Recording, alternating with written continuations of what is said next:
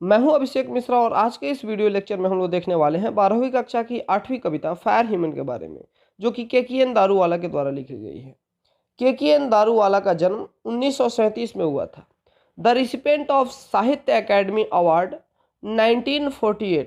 मैंने जो हाईलाइट कर दिया उसको आप याद कर लीजिए, क्योंकि ऑब्जेक्टिव में ये सब पूछे जाते हैं। इनको साहित्य अकेडमी अवार्ड 1984 में मिला था एंड कॉमनवेल्थ पोएट्री अवार्ड, और इनको कॉमनवेल्थ पोएट्री अवार्ड भी मिला था। Is a landscape poet. Landscape कहते हैं परिदृश्य, माने प्रकृति का चित्रण करने वाले कवि थे।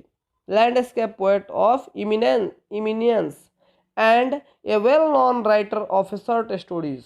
ये प्रकृति के बहुत श्रेष्ठ कवि थे और छोटी कहानियों के जाने माने लेखक थे। हिज पोएट्री इज, उनकी कविता होती है इन हिज ऑन वर्ड्स, उनकी कविताएं उनके शब्दों में ही होती हैं। A totally impressionistic recording of subjective response, बिल्कुल आकर्षक है ना। Totally impressionistic recording of subjective response, मतलब बिल्कुल आकर्षक तथा व्यक्तिगत प्रतिक्रिया वाली होती है ना। सब्जेक्टिव मतलब होगा व्यक्तिगत प्रतिक्रिया, subjective response. He claims his poems to be rooted in the rural landscape. वे दावा करते हैं कि उनकी कविताएं ग्रामीण परिदृश्य से जुड़ी हुई होती हैं। ग्रामीण परिदृश्य, रूरल माने ग्रामीण, लैंडस्केप मैंने बताया अभी चित्रण या परिदृश्य, तो उनकी कविताएं ग्रामीण चित्रों को दिखाने वाली होती हैं या ग्रामीण परिदृश्य को दिखाने वाली होती हैं। एंड हेंस अर्थी, और इसीलिए ये जमीन से जुड़ी हुई होती हैं। He shuns sophistication as he thinks that it while adding gloss, मतलब वे ही सॉन्स मतलब बचना है ना, और सॉफ्टिकेशन का मतलब वैसे तो होता है मतलब मिलावट, या इसको यहाँ पे कह सकते हैं बेकार के प्रयोग। वे बेकार के प्रयोग से बचते हैं। As he thinks that it, क्योंकि वह सोचते हैं।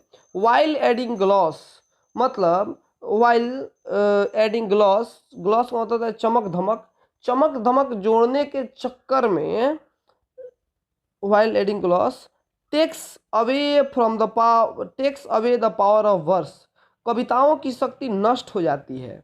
The themes of his poetry are love, उनकी कविताओं का जो आधार होता है, थीम होता है, वह प्यार होता है। डेथ माने मृत्यु होता है। डोमिनेशन मतलब निर्दयता होती है। कनाइसिज्म मतलब कुटिलता होती है। प्लाइट मतलब प्लाइट का मतलब होता है प्लाइट ऑफ ह्यूमन सोसाइटी, मतलब मानव समाज की दुर्दशा कह लीजिए, बुरी स्थिति। एंड वायलेंस और हिंसा होती है।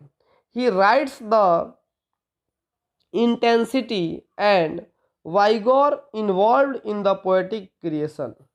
ही राइट्स द इंटेंसिटी, वह तीव्रता को शामिल करते हैं। And vigour involve in the poetic creation, और उनकी रचनाओं में ताकत शामिल होता है और ये तीव्रता शामिल होती है। Since he had been in police service, क्योंकि वे पुलिस सर्विस में थे, है ना। Violence is unavoidable in his poetry, माने क्योंकि वह पुलिस सर्विस में थे, इसीलिए उनकी कविताओं से हिंसा को हटाया नहीं जा सकता है, अनअवॉइडेबल है। His important volume of verse include under Orion 1970, उनकी महत्वपूर्ण कविताएं अंडर ओरियन है जो 1970 में लिखी गई थी। एप्रिएशन इन अप्रैल 1971, एप्रिएशन इन अप्रैल 1971 में लिखी गई थी। एंड क्रॉसिंग ऑफ रिवर्स, और क्रॉसिंग ऑफ रिवर्स 1976 में लिखी गई थी। ये सब इनकी रचनाएं हैं। अब कविता को पढ़ते हैं। कविता में जो भी कठिन वर्ड्स हैं मैंने उसको हाईलाइट कर दिया है, आप उन सभी वर्ड्सों को यहाँ याद कर लेंगे। मैं आपको बता दूंगा कब कौन से वर्ड्स आएंगे। पहला है द बर्निंग हार्ट इडप्टेड फॉस्फोरेसेंस, मतलब बर्निंग घाट का मतलब होता है श्मशान घाट, जलता हुआ घाट। ठीक है। इडप्टेड मतलब उत्पन्न करना या निकलना, और फॉस्फोरेसेंसेस का मतलब होता है प्रकाश। और वह कैसा प्रकाश, जब जब मतलब आग बुझ जाती है कोयले में फिर भी वह लाल लाल दिखाई देता है, उस प्रकाश को हम लोग फॉस्फोरेसेंसेस कहते हैं। द बर्निंग घाट इरप्टेड फॉस्फोरेसेंसेस मतलब शमशान घाट से प्रकाश निकल रहा है। एंड द वांडरिंग घोस्ट कहते हैं भटकते हुए भूत, और वांडरिंग घोस्ट लाइट्स मतलब भटकते हुए भूतों का प्रकाश। फ्राइटेंड पासर्स बाई कहते हैं राहियों को, तो राहियों को डरा रहा है। फ्राइटेंड मतलब डराना। As moonlight scuttled among the bones जैसे चांद की रोशनी उन हड्डियों पर पड़ रही हो, है ना। स्कटल्ड मतलब कहते हैं भागना, लेकिन यहाँ पे भागना नहीं होगा, यहाँ पे फैल जाना होगा। जैसे चांद की रोशनी उन हड्डियों पर फैल गई हो। Once strolling at dawn past river bank and ghat मतलब नदी के किनारे सुबह में टहलते हुए, स्ट्रॉलिंग मतलब टहलना, और पास्ट रिवर बैंक नदी घाट पर and ghat. We saw embers losing their cruel redness मतलब हमने देखा अंगारों को अपना क्रूर लालिमा खोते हुए। जो अंगारे होते हैं, आग की चिंगारियाँ होती हैं, वो अपना लालिमा खो रही थी। कैसे कोयला जलते हुए लाल लाल दिखाई देता है, वो लालिमा खो रही थी। कैसे हो रहा था? टू द ग्रे आस वो कहते हैं राख को, और ग्रे तो एक रंग का नाम है मिट्टी के रंग का। तो और जो मिट्टी के रंग का राख है, डेट सैलोज मतलब निगल जाना, उसने सब कुछ निगल लिया था। ऑल हाफ कुक्ड लिम्स आधे जले अंगों को भी। लिम्स मतलब अंग होता है, हाफ कुक्ड मतलब पका हुआ तो होगा नहीं, जला हुआ यहाँ पे कहेंगे। Bore witness to the fires debauchery मतलब बोर विटनेस मतलब गवाह, विटनेस गवाह को कहते हैं।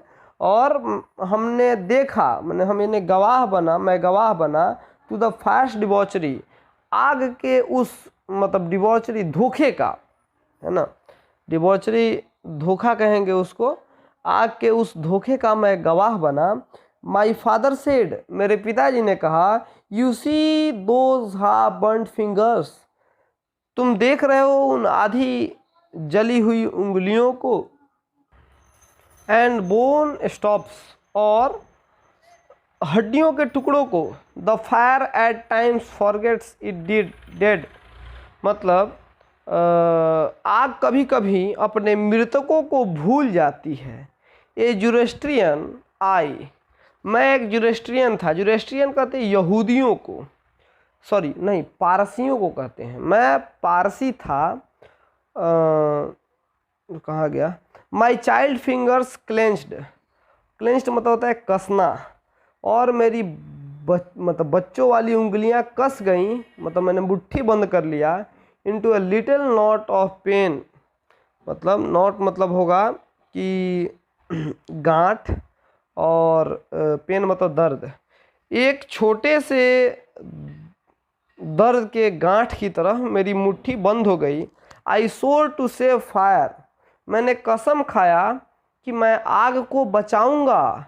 From the sign of forgetfulness sign या सीन जो कहिए उसका मतलब होता है पाप। और मैं आग को बचाऊंगा किसी से? भूलने की पाप से।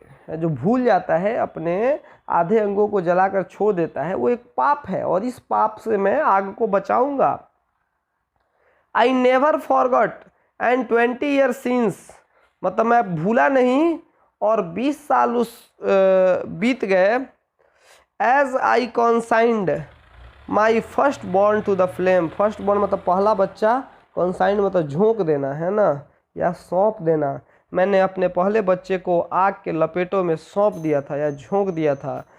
क्यों झोंक दिया था? The nearest tower of silence was 1000 mile. कहने का मतलब यहूदी लोग अपने लाशों को जलाते नहीं हैं, वो लोग श्मशान घाट में दफना देते हैं, और जहाँ दफनाया जाता है उसे टावर ऑफ साइलेंस कहते हैं। तो उनका जो सबसे नज़दीक का टावर ऑफ साइलेंस था वो 1000 मील दूर था, इसीलिए उन्होंने अपने बच्चे को आग के हवाले कर दिया था।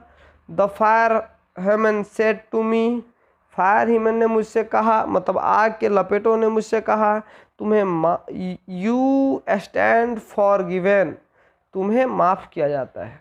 मतलब आग की लपेटों ने मुझसे बोला कि चलो तुम्हें माफ़ किया जा रहा है। ब्रोकन एट रिविलियस आई सोर दिस टाइम, ब्रोकन मतलब मैं टूट चुका था। रिविलियस का मतलब होता है बागी ऐसे, लेकिन एक ख़ास सोच रखने वाला भी कह सकते हैं, जो किसी की बात नहीं मानता हो, अपना सोच अलग रखता हो। तो मैं टूट गया था और अभी मैंने सोचा, क्या आई सोर दिस टाइम, मैंने कसम खाई, to save it from the scene of forgiving, मैं इसे बचाऊंगा माफ़ करने के पाप से। फॉरगिविंग मतलब माफ़ करना है।